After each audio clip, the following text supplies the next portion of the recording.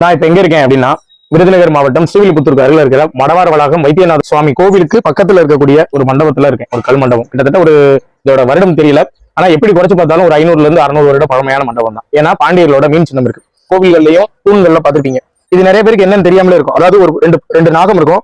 அது வளைஞ்சி இருக்கும். இறுதியா மேல ஒரு லிங்கம் இருக்கும். இதுக்கு என்ன அர்த்தம் அப்படின்னா, இதுக்கு பேர் குண்டலினி.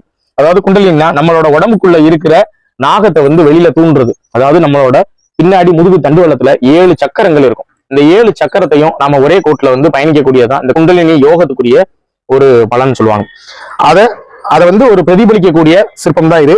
இந்த மாதிரி எல்லாத்தையும் அந்த 7 சக்கரத்தையும் ஒரே வேளையில நம்ம வைக்கும்போது நாம இறையருள், அதாவது அந்த இறைவனை நம்ம அடையக்கூடிய இது நமக்கு கிடைக்கும் அப்படின்னு சொல்லுவாங்க.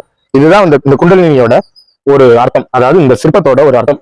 முழு காணொளி நமது பக்கத்துல நான் பதிவிட்டிருக்கேன். மறக்காம பாருங்க. முடிந்த அளவு நிறைய பேருக்கு ஷேர் பண்ணி தெரியப்படுத்துங்க.